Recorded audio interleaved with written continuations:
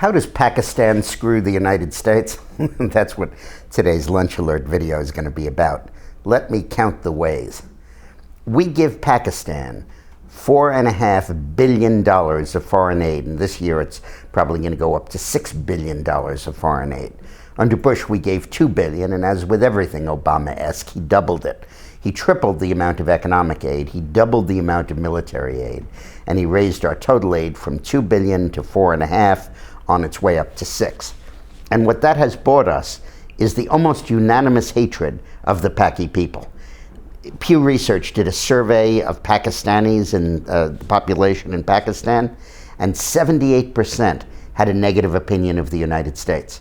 Only 14% expressed themselves as happy that Osama bin Laden was dead. Unbelievable. No wonder they hate us with all the foreign aid we give them. Every time there's a natural disaster, we're there first online, helping them out, saving lives. No wonder they hate us. The Pakistanis absolutely bite the hand that feed them and literally chew it up. Let me put our foreign aid in perspective. We give them half of their military budget. Half. The military works for us. We essentially pay them. And yet that same military that works for us sheltered Osama bin Laden within a mile of their main military base, now wants the United States to suspend drone attacks, and is basically protecting the Taliban. Now the Pakis say they've lost 1,000 men fighting the Taliban.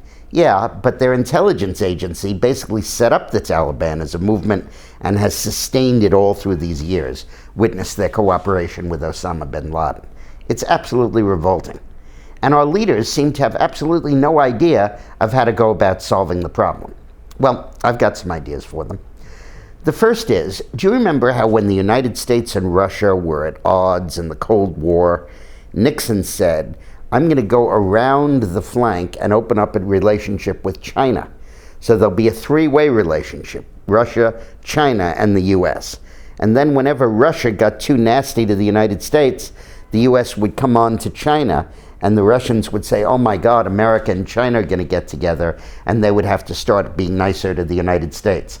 And we all played this three-way relationship, and it had a lot to do with bringing the Cold War to a halt. Well, we need the same thing.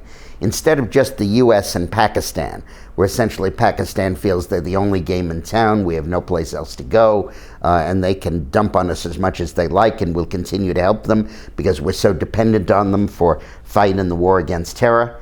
Open up a front with India. Make it a three-way relationship, the US, India, and Pakistan. And if Pakistan starts dumping on the United States, start sending more aid to India. Start strengthening the Indian military. Start cooperating with India. The Pakis do not see the war on terror as their major problem. They see India as their major problem. Look, it all used to be one nation.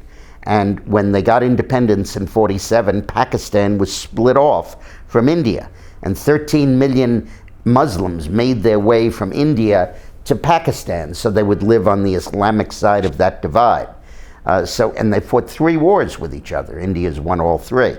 So this is their major problem, and by playing that game, we can get a lot better cooperation from Pakistan than by just rolling over like we are now. The second thing we need to do is I think we need to rethink our whole strategy in Afghanistan and Pakistan. We have to stop focusing on nation building in Afghanistan. We're not going to be able to do that. It's a screwed up country, tribalist. We're never going to be able to get a strong central government. The guy we're backing now is so hopelessly corrupt, his vice president took $50 million in cash to the UAE to deposit 2 years ago. We got that from WikiLeaks. What we need to do is to station a force near that border that is sufficient to permit drone attacks and to supply those troops, and probably through Kazakhstan without needing Pakistan's approval, coming in from the north. And then go after the terrorists. We're very successful in killing al-Qaeda's leaders. It's the reason we haven't been hit, and drones are the perfect way to do it. But you don't need 100,000 troops to operate a drone operation. And I believe that that really is the way that we have to deal with that situation. And those are new initiatives. That's what the candidates should be talking about. But to sit here and just take it from Pakistan like we are, while we dole out money, makes absolutely no sense.